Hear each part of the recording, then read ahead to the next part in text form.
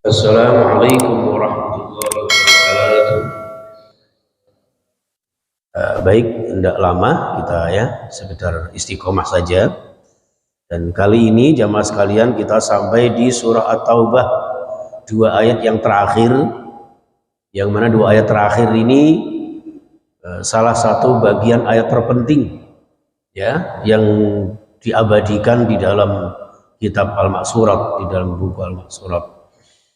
Dibaca di pagi hari dan sore hari minimal 3-7 kali. Panjenengan juga sudah hafal, biasanya anak-anak kita kalau tibaan sholawatan itu selalu membaca ayat-ayat ini. A'udzubillahi minasyaitonirrajim.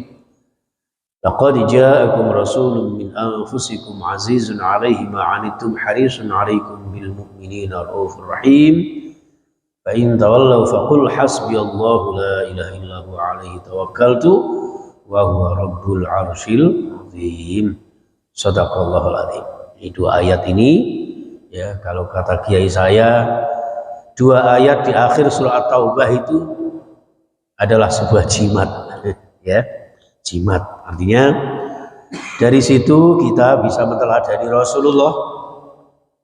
Dari ayat itu kita lebih bertawakal kepada Allah.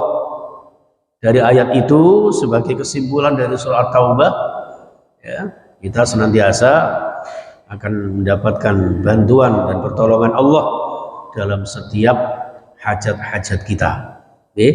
Dalam setiap urusan-urusan kita, Allah akan melibatkan untuk meluruskan, untuk mensukseskan, memudahkan segala hajat-hajat kita.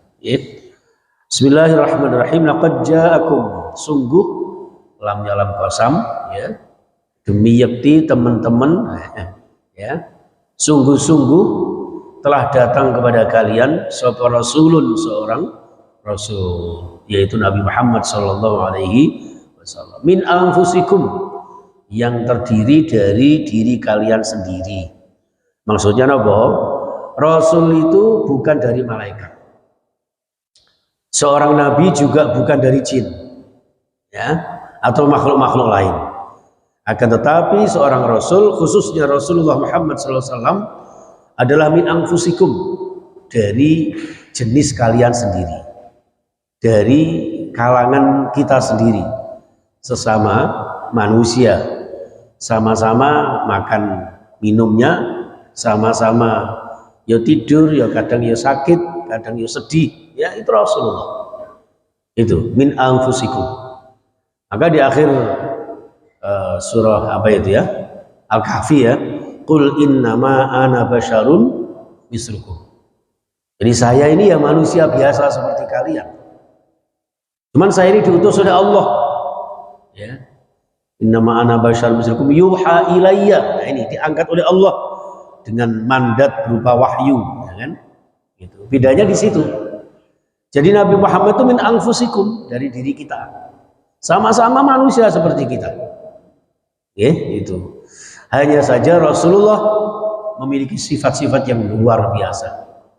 Di antaranya azizun alaihi, merasa terbebani.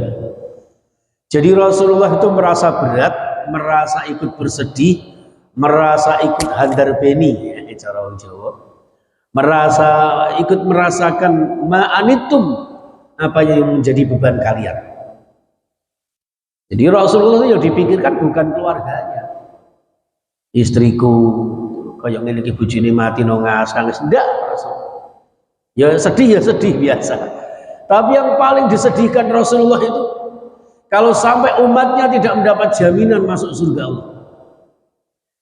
Bahkan ketika menjelang sakaratul maut, beliau menyampaikan yang disebut bukan keluarganya, ahli, keluargaku, bojoku, anakku, mboten. Tapi apa? Ummati, umatku ya Allah, umatku ya Allah. Jadi seperti itu. Azizun alaihi ma'anittum, harisun alaikum, yang berharap sungguh-sungguh. Jadi Rasulullah itu ambisi. Ambisi itu apa? Untuk supaya kita semuanya alaikum bil mukminin, agar kita benar-benar menjadi orang yang beriman. Benar-benar berarti kasih sayang Allah. Itu Rasulullah. Jadi Rasulullah terbebani kalau sampai ada umatnya yang ada masalah tidak dapat menyelesaikannya.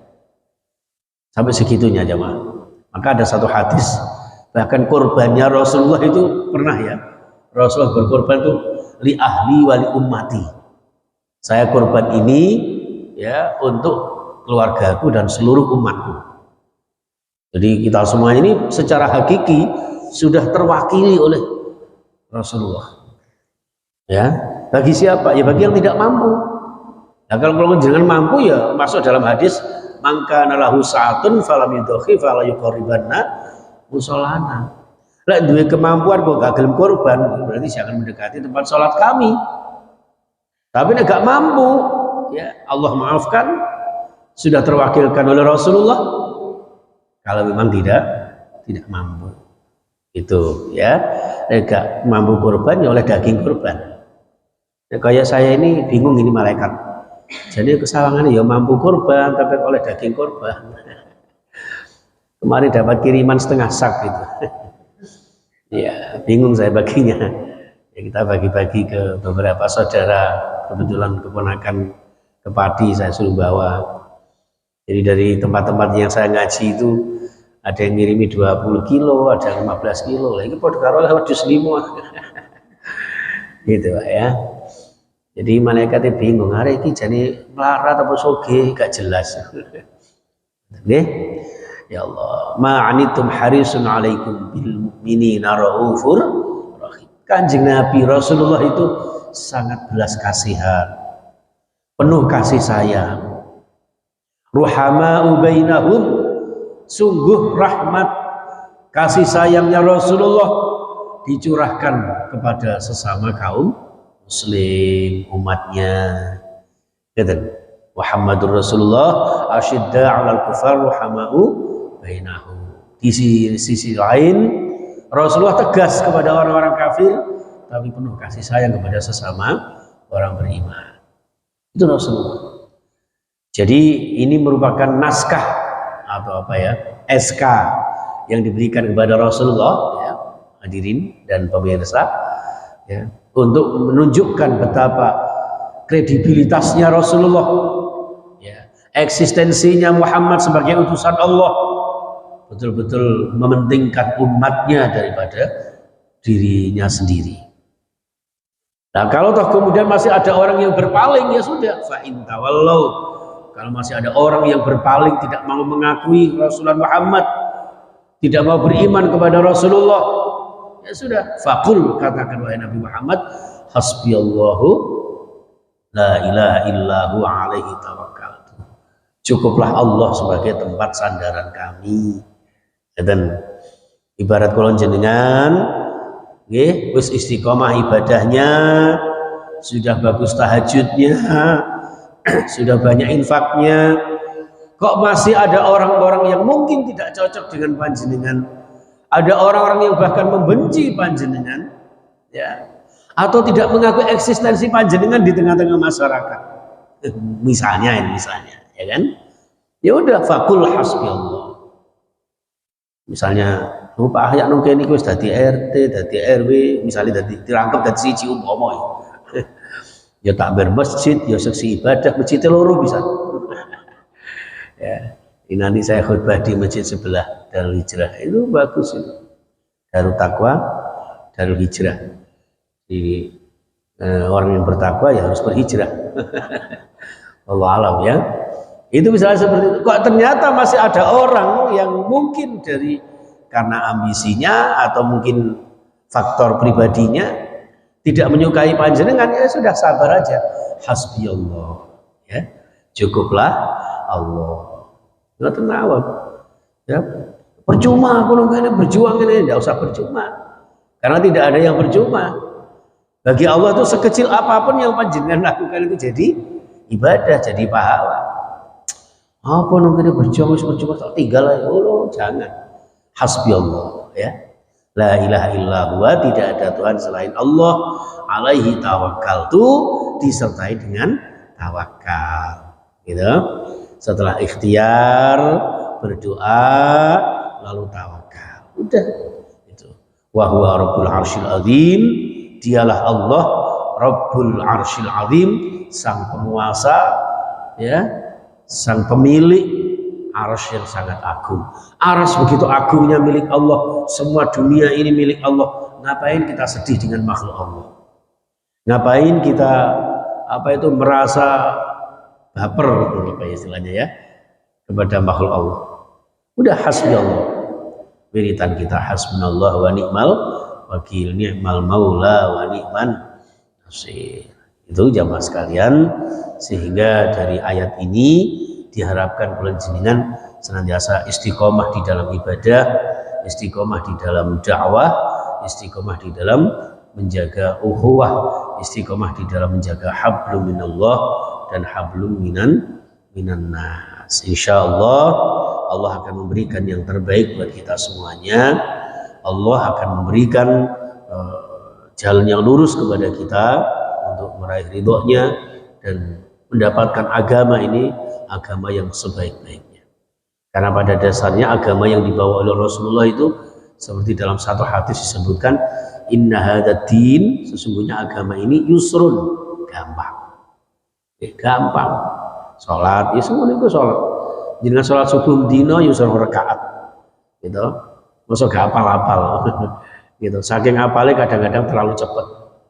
Pak sampean kok salat kok cepat? Wis hafal lah apa. Ya rusak ya. Wa syari'atahu kullaha sahlatun samhatun, syariatnya gampang dan penuh dengan toleransi ya, kamilatun dan juga sempurna. Itu syariat Islam. Jadi yasiratun gampang, ala man yassara Allah, terhadap orang yang digampangkan oleh Allah Subhanahu wa taala. Kita hanya bisa mohon petunjuk kepada Allah ya, mudah-mudahan Allah senantiasa memberikan rahmatnya berupa istiqomah di dalam Islam kita ya, akidah kita dan di dalam kehidupan kita. Jadi itu yang terpenting, agar kita senantiasa dari akhir surah Taubah ini, yang namanya manusia pasti ada salahnya, pasti ada dosanya. Maka surah Taubah menggambarkan kepada kita sebaik-baik orang yang bersalah berdosa adalah bertaubat kepada Allah Subhanahu wa taala. Mudah-mudahan Allah menerima amal-amal ibadah kita, menerima taubat kita, dan memberkahi kehidupan kita sehingga bahagia dunia sampai akhirat kita. Amin ya rabbal alamin. Demikian kita akhiri, subhanakallahumma wa bihamdika asyhadu an la ilaha illa anta astaghfiruka wa atubu ilaik. Walhamdulillah wal minkum. Assalamualaikum warahmatullahi wabarakatuh.